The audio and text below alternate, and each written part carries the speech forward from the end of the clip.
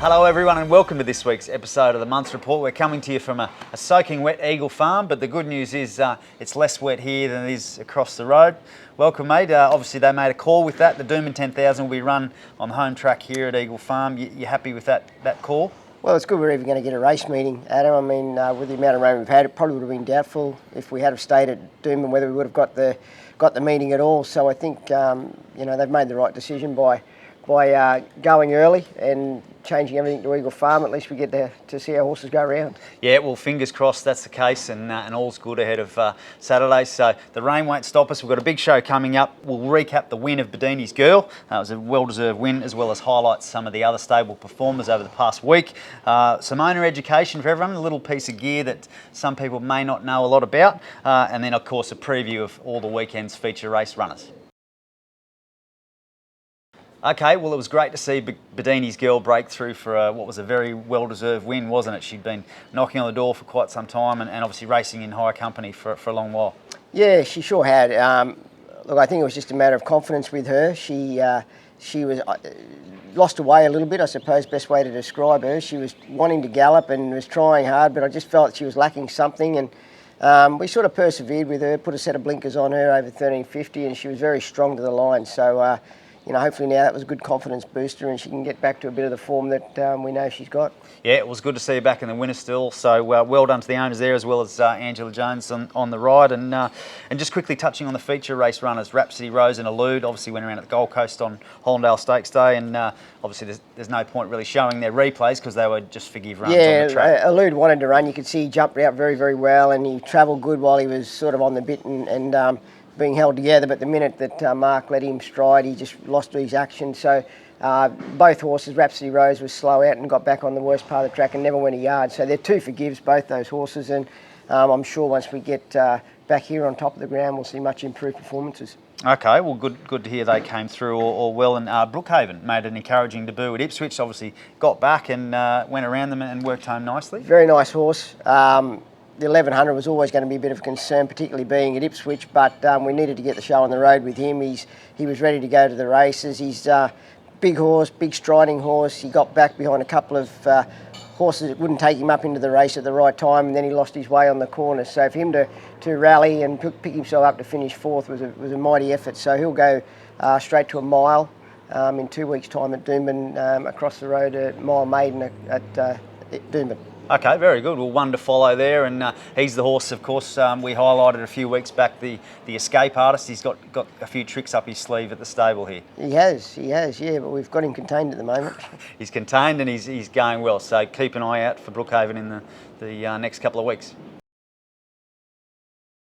Okay, well, owner education time, and we've got here the model Goliath, who wears the brow band. Now, it's a piece of gear that isn't all that commonly seen, is it, Chris? So we thought it'd be a good opportunity to show owners exactly what it is and what it does. So, mate, take it away with Goliath. It's basically it's a bit of foam.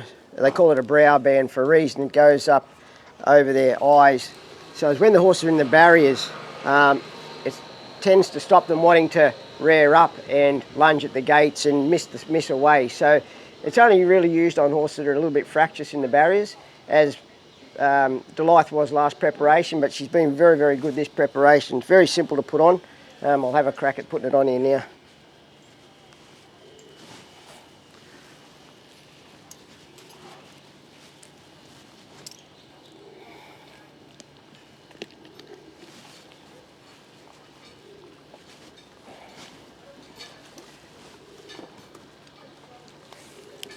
So as you can see, it's just a piece of equipment that sits above their eyesight.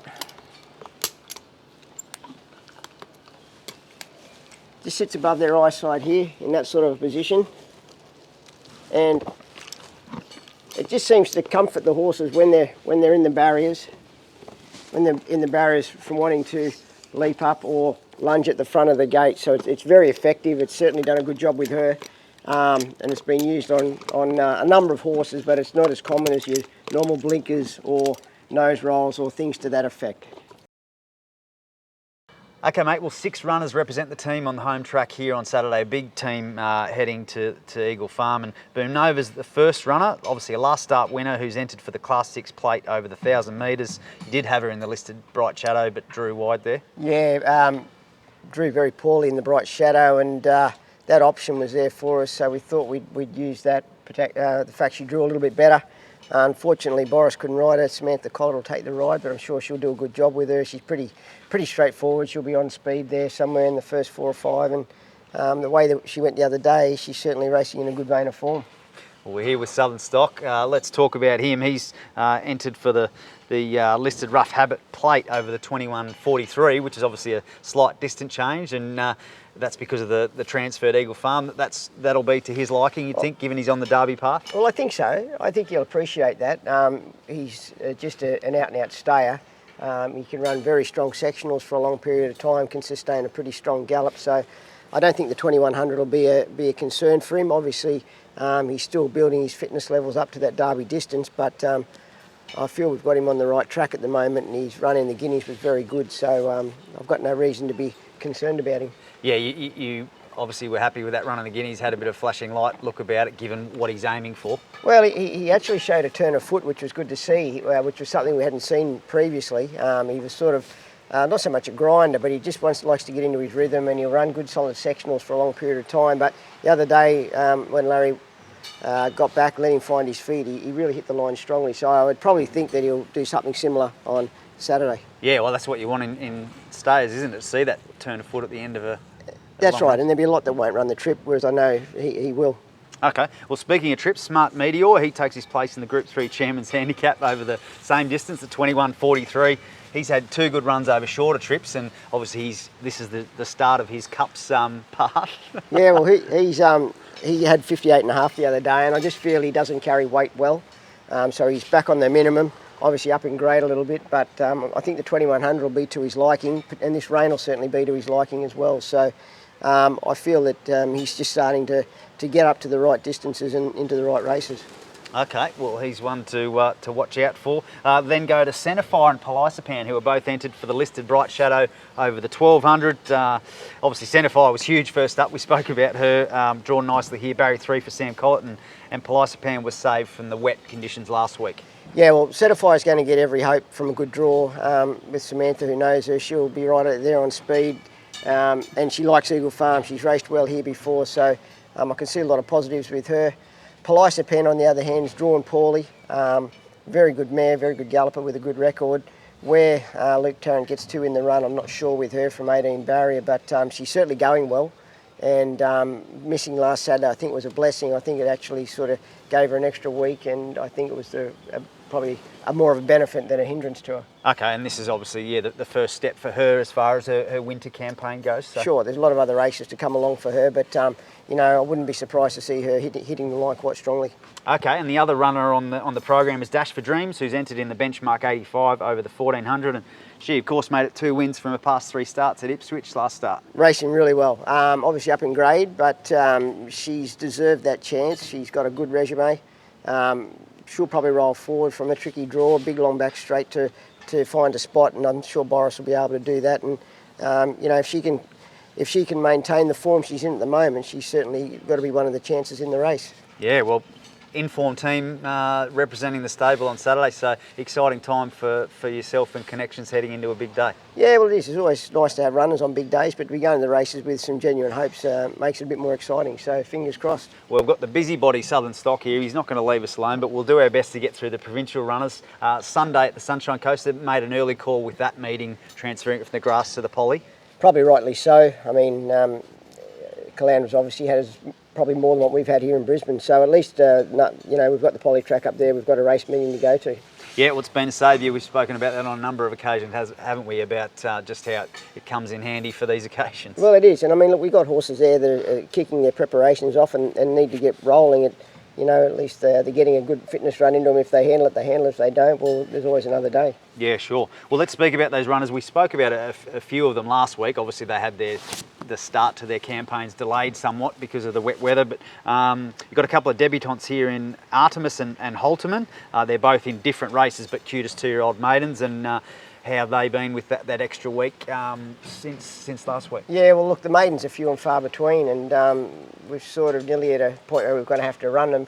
They haven't drawn ideally, but they're two nice horses, both of them, going forward. So we'll just wait and see what the weather does between now and Sunday, and just play it by ear. But they nearly need to have to go to the races to get some experience and get a run under their belt. Yeah, okay. Well, exciting for Connections if they do get to make their debuts, and then you go from there. Everlast and Military Men, they're both entered for the cutest 3-year-old maiden handicap over the 1400 metres, and Military Men, we spoke about last week, he's kicking off, but probably likely to need further, and I guess you're probably expecting more from Everlast. Yeah, well, Everlast, I'm just not sure whether the fact he's drawn poorly again, whether we go or whether we wait. There's a 1350 dip switch, he could well wait for that, I think. Military Men, he's in the same boat, he needs to get going. He's had 2 trials and he's in good order, so he needs to get to the races, and it could be a good race to kick him off in. Okay, very good. Well, good luck to everyone involved there. Vital Source is the other runner, resuming in a Class 2 handicap over 1,000, and we spoke about it last week. Well weighted again, and you've been happy with her trial form? Very happy. Her trials have been very good. She's untried on the cushion on the poly track. Doesn't handle the wet, but she likes the firm surface. This poly track's obviously a different type of surface, but she's drawn well. I would be recommending to owners that we run. She does have other options available to her, but probably going to be on wet tracks anyway, so hopefully she can go around and perform well for us. Okay, very good. And then the final runner is Majestic's Request, who's back to benchmark 65 company after he took on the listed company in the Daybreak Lover. Also had a few weeks between runs, and you expect him to run well back in grade here? Yeah, well, his run in the Guineas was quite, in the Daybreak Lover was quite good. Obviously, we freshened him up a little bit, and he was meant to trial Tuesday. He missed the trials when they were called off, but he had a nice gallop. So he's not a big round horse. He's quite a light framed horse, so I think he's pretty forward anyway.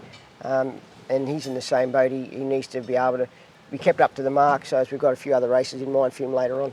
Okay, is he looking at stepping up to high level again? Or? Oh, look, not really. Might just look at races like the Grafton Guineas and those sorts of things. We might head that way with him. Okay, very good. Well, before we get eaten alive by Southern Stock, who just loves a bit of attention, that's the wrap. So good luck to yourself and Connections. Good on you. Thanks, Adam.